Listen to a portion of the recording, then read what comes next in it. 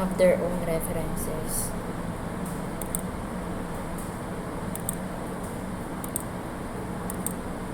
Okay. So, share tayo ng screen.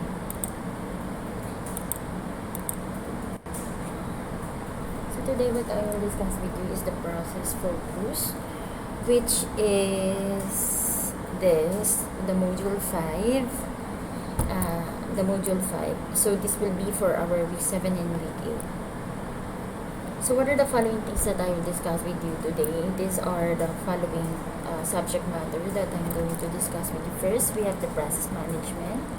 We also have the process design, the process control, the process improvement, the supply chain management, management based on TQM principles.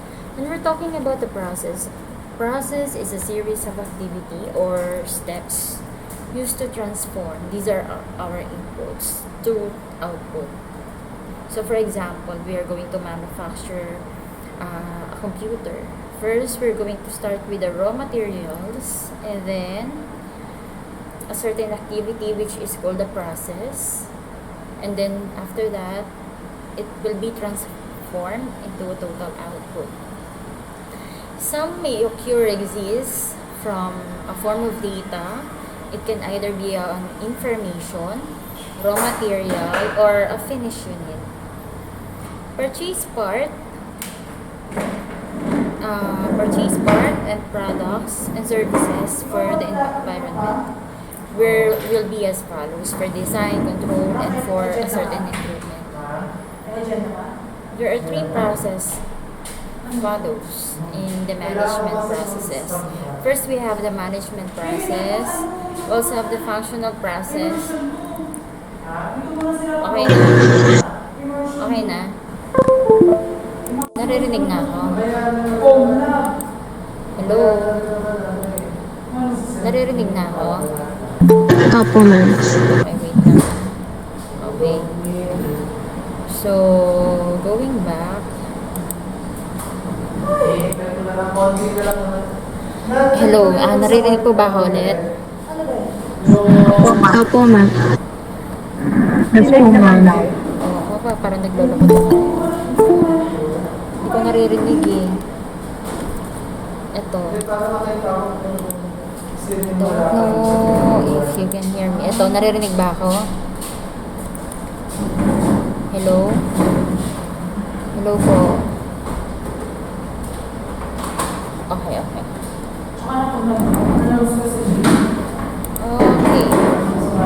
So, these are the following processes. So, we have the management process. These entail the methods that the management is executing through its functions. So, pag sinabi natin management process, ito kung paano natin gagawin yung proseso to transform the raw materials or the information of the data to finished product. For number 2, we have the functional process. Functional process means it is consists of methods of activity to achieve functional objective, such as within a group or by individual. So, ito yung proseso kung paano ginagawa ng mga group of people in the organization, yung mga duties and responsibility nila. Example sa mga manufacturing company. So, each and every people there have different designations, specializations. Diba? So, this is the functional process. For number 3, we had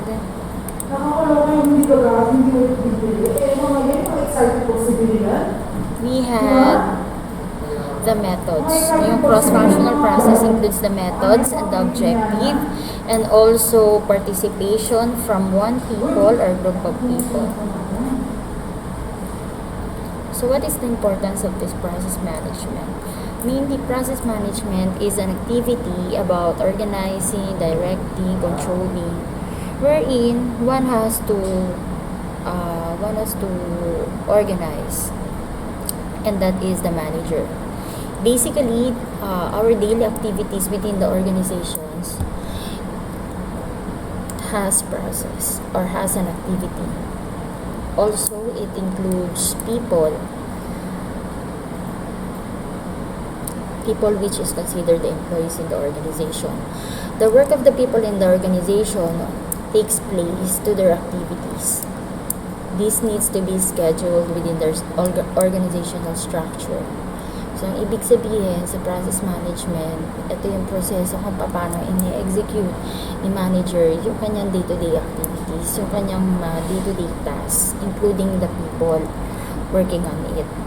So, yung mga tao na nagtatrabaho sa isang organization or company, they have a certain structure in the workplace. So basically, meron siyang two approaches for that. The first approach is the functional approach and the procedural approach. When we're talking about the functional approach, sabi ni Adam Smith, he's one of the philosopher and contributors of the management.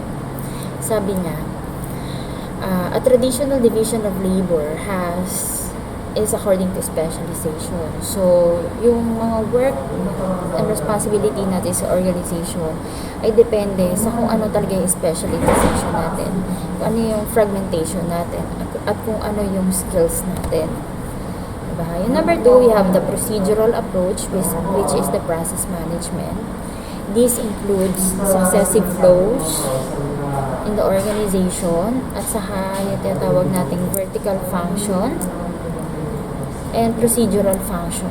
So, meron tayong vertical and meron din tayong horizontal. Horizontal focus on the process, vertical approach focus on the design and procedural changes in the organization. When we're talking about the process design is answers how we transform the organization vision's goal. And also, it also answers the measurable means in achieving our vision. We have 3 categories for that. We have the analytical, we also have the experimental, and the procedural. We're talking about the design, we're talking about our objective, we're talking about experimental objects of focuses, and we're talking about the specific procedure or methods that we use in order for us to achieve or to address our deficiency, and how are we going to make changes in our plan. We also have the process control. Process control is a process by which we monitor our situation or our current situation. So we have 2 process ways for that. We have the out of control action plan, or yung tinatawag natin OCAPs. No, so nadidetect natin yung problema dahil dito sa plan na to, sa OCAPs na to. And then we also have the advanced process control loops, in which this is already programmed for us to correct the out of control measurement. So sa process control, meron tayong mga unnecessary problem na kadalasan na tawag dito na encounter natin. Yung advanced process control loops, ito yung naman yung nagko-correct doon sa mga unnecessary problems na pwede nating ma-encounter.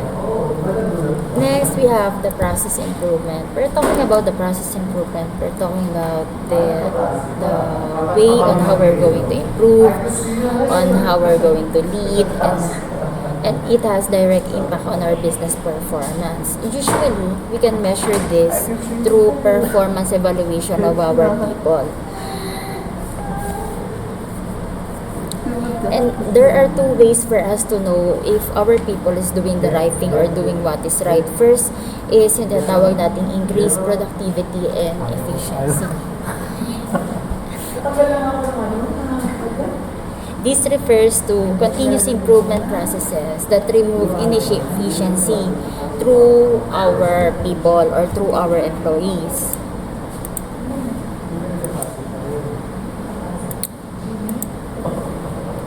And then we also have the faster time to market. So this refers to the process on how we adapt our special tool, which is the Gantt chart. Okay, so example nito yung sa construction firm, no, or sa construction company. So before we conduct or before we execute our plan, alam na namin tinatawag namin timetable of our activity. At alam na rin namin kung kailan matatapos yung activity namin. It is just because we have this Gantt chart. We also have improved product quality. This refers to how we accelerate specific development and processes for us to achieve higher product quality. We also have customer satisfaction and loyalty. This refers on how we deliver a certain manner with our satisfied customer. And usually, malalaman natin na our customer is satisfied with our products or services through their feedback. Kaya nga, kung halimbawa sa mga restaurant industry, after ng guest natin or yung client natin, after nila kumain, after we accommodate them, binibigyan natin sila ng feedback and survey questionnaire. This tool is used for the organization to measure whether their employees is doing the right thing.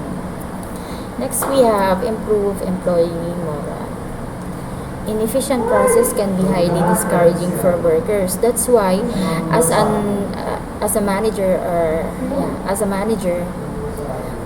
owner of the business, usually nagbibigay sila ng tinatawag na motivation. Motivation is a process on how you are going to improve the morale of your employee. Pwede siya non-monetary or monetary awards. And then we have the competitive advantage. If we're talking about this competitive advantage, we're talking about certain competition. This is externally. We're going to compete with our competitors in the market. Yung parehong product na, halimbawa ako, Jollibee ako. So, one of my competitor is McDonald's. Yung pareho kami ng product ng binibenta. And in that way, pwede kong i-compare kung ano yung strategy niya at yung strategy ko. Tapos, pwede ako makakamp up ng certain plan para mas lalong gumanda pa yung services ko sa yung product na binibenta ko. Also, we have the types of process to improve. We have the formal and informal process. When we're talking about the formal process, we're talking about employee, customer safety, the legal issues, and other considerations, or the sensitive functions or critical issues that we're encountering in our organization. We also have the informal process, which is on the other hand created by an individual or groups of people in the organization for them to complete their day-to-day activity or task. So what is the best practice for this process improvement? For us to know whether we're doing the things, doing our activities right, dapat meron tayong tinatawag na map of process. Tinatawag natin flow charting.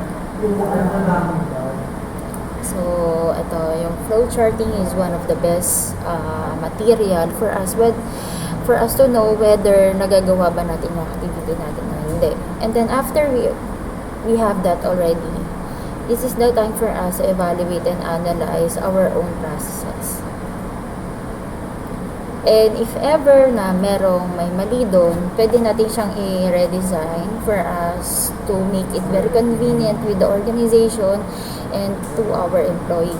And then after that, pwede tayong mag-acquire ng resources kung may kulang pa doon sa ating processes. No? For example, kulang tayo ng supplier, pwede tayong mag-acquire ng additional more resources or additional more people. Parang ganun. And then we also have to implement and communicate our changes. For example, we have certain unexpected changes. For us to have a good and harmonious environment inside the organization, we have to communicate with our people also before the implementation. And then, for the last one, we have the review process. After we're done already, after we evaluated already our changes, after we have the conceptual map, no, after we redesign, it's time for us to review. in order for us to make our processes perfect.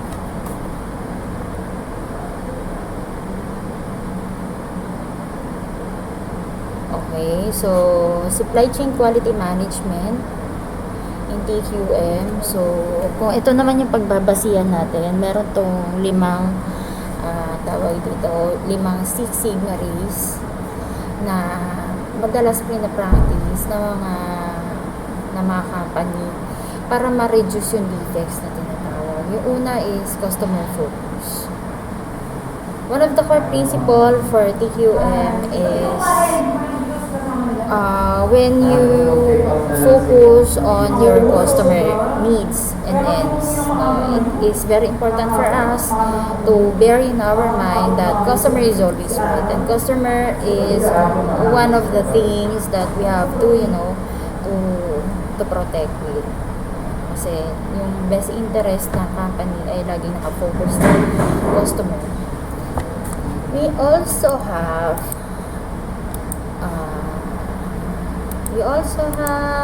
leadership. So if we're talking about leadership, we're talking about the people who lead the organization.